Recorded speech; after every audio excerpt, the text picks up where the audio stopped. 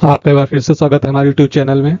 आशा करते हैं जो हमने पिछला प्रैक्टिस सेट आपको सॉल्व करके दिया था उसमें से आपको बहुत से इम्पोर्टेंट प्रश्न मिले होंगे। तो बिना टाइम वेस्ट करे हम लोग अपना प्रैक्टिस सेट नंबर 3 जो आज हम सॉल्व करने वाले हैं, पहला प्रश्न देखते हैं। वेन आरेख का डैश द्वारा आविष्कार किया गया था। वो कौन से व्यक्ति थे जिन्होंने वेन आरेख का आविष्कार किया था? तो ये हमारे व्यक्ति जो थे ये हैं जॉन वेन। जॉन वेन नामक व्यक्ति ने वेन आरेख का 1880 में, जो कि इनका एक लेख था ऑन द डाई, में प्रकाशित किया था।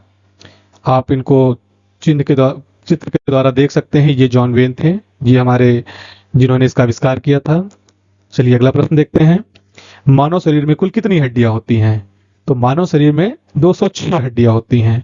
ये बहुत ही सिंपल सा क्वेश्चन था, तो आप लोग इसको ध्यान रखेंगे क्योंकि कभी कभी ये सिंपल क्वेश्चन भी आपको कंफ्यूज कर देते हैं। अगला प्रश्न देखते हैं। एम्बिलिका अफिनेसिस का वैज्ञानिक नाम, ये वैज्ञानिक नाम किसका है? तो ये वैज्ञानिक नाम है ऑप्शन नंबर सी, आंवला। आंवला का ये वैज्ञानिक नाम है और ये आंवला है। अगला प्रश्न देखते हैं। निम्नलिखित में से किसका मुक्त होना ओजोन परत के ह्रास होने का मुख्य कारण है? तो इसका सही जवाब होगा आपका ऑप्शन नंबर सी, क्लोरोफ्लोरोकार्बन। इसके मुक्त होने से हमारा जो ओजोन परत है उसमें ह्रास होता है। अगला प्रश्न देखते हैं। निम्नलिखित अणुओं में से कौन सा एक डबल सह संयोजक बंधन द्वारा जुड़ा हुआ होता है? तो इसका आपका जो आंसर होगा वो होगा option number B. Option number B, O2, ये आपका सही जवाब होगा। तो बात करते हैं द्विदिक संयोजक बंधन होता क्या है? तो इसमें दो परमाणु के मध्य इलेक्ट्रॉनों के एक युग्म के बजाय दो युग्मों को साझा किया जाता है, तो ये हमारा डबल संयोजक बंधन बनता है। अगला प्रश्न देखते हैं।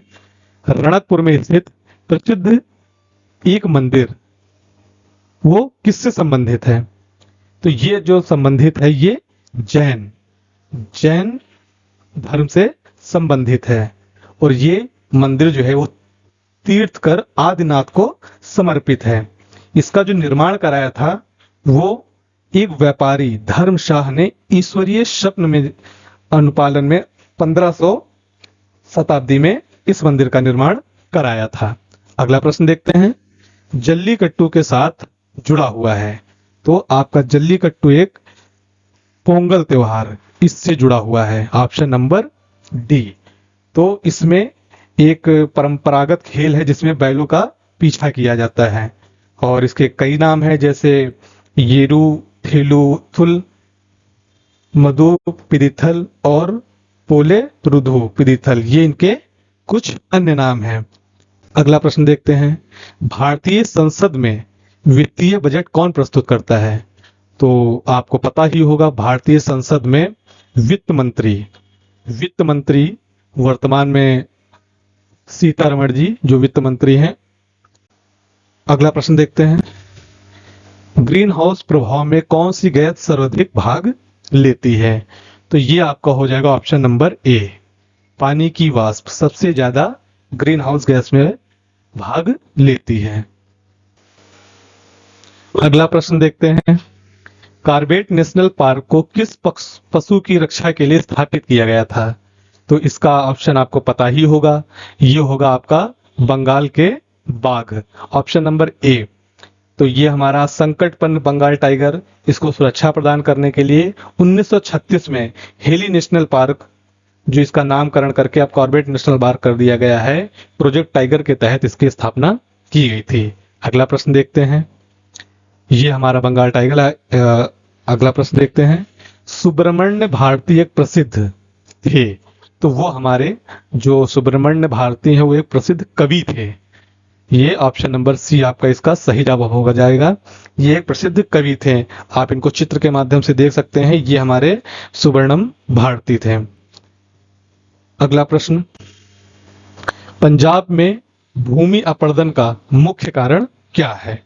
तो पंजाब में भूमि अपरदन का मुख्य कारण है सघन कृषि। ऑप्शन नंबर ए, ये आपका सही जवाब हो जाएगा।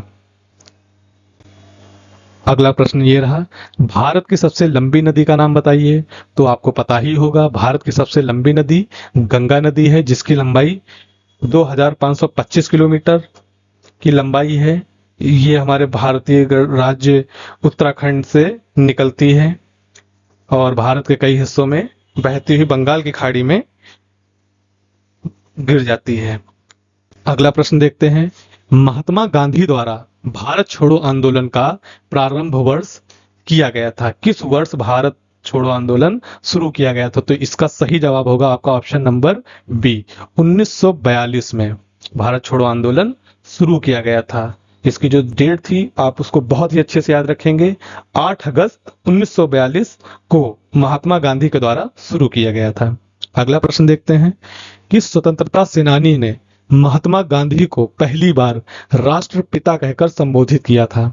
तो ये और कोई नहीं, हमारे सुभाष चंद्र बोस जी थे, जिन्होंने सर्वप्रथम 6 जुलाई 1944 को सिंगापुर रेडियो से अपने संबोधन में इनको ये उपाधि प्रदान की थी। और उसके बाद 28 अप्रैल 1947 को एक सम्मेलन में सरोजनी नायडू ने भी इनको राष्ट्रपिता की उपाधि, मतलब राष्ट्रपति उप राष्ट्रपिता कहकर संबोधित किया था।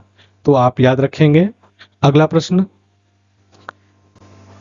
भौतिक शास्त्र में नोबेल पुरस्कार जीतने वाले प्रथम भारतीय व्यक्ति का नाम। तो ये हमारे सीवी रमन, जो हमारे भौतिक शास्त्र के बहुत ही जाने माने भौतिक वैज्ञानिक हैं। इनको 1930 में भौतिक विज्ञान के महत्वपूर्ण क्षेत्र में नोबेल पुरस्कार प्रदान किया गया था। ये हमारे, आप इनको देख सकते हैं, ये हमारे डॉक्टर सीवी रमन जी हैं। अगला प्रश्न, किस भौतिक मात्रा का सीएम में मापन किया जाता है? तो इसका सही जवाब हो जाएगा ऑप्शन नंबर बी, विद्युत चालकता। विद्युत चालकता का सीएम में मापन किया जाता है। अगला प्रश्न, निम्नलिखित में से एक विकल्प को छोड़कर बाकी सभी लोक अदालत के सदस्य हैं। तो इसका सही जवाब होगा आपका ऑप्शन नंबर सी, इसको छोड़कर अन्य सभी जो है ये लोक अदालत के साक्ष्य हैं। सतत पोषणीय विकास से क्या अभिप्राय है? तो आपको पता ही होगा कि सतत विकास का जो तात्पर्य है वह होता है विकास जिससे पर्यावरण को कोई हानि ना पहुंचे। कहने का मतलब है कि हम विकसित भी हो जाएं और हमारा जो पर्यावरण है वो भी सुरक्षित रहे। इसी को बोलते हैं सतत पोषणीय विकास। ये हमारा इस का आखिरी क्वेश्चन है, ए सुटेबल बॉय पुस्तक के लेखक कौन है? तो इसका जो सही जवाब होगा वो होगा आपका ऑप्शन नंबर ए, ये आपका सही जवाब होगा। A suitable boy Vikram Seth के द्वारा लिखा गया था। ठीक है, इसका जो प्रकाशन वर्ष था वो 1993 में प्रकाशित किया गया था और इसका एक सीक्वल आया था ए सुटेबल गर्ल, ये 2017 में प्रकाशित किया गया था। तो आशा करते हैं आपको ये क्वेश्चन बहुत अच्छे लगे होंगे। अगर आपको ये वीडियो पसंद आई हो तो लाइक एंड सब्सक्राइब करें। Thank you.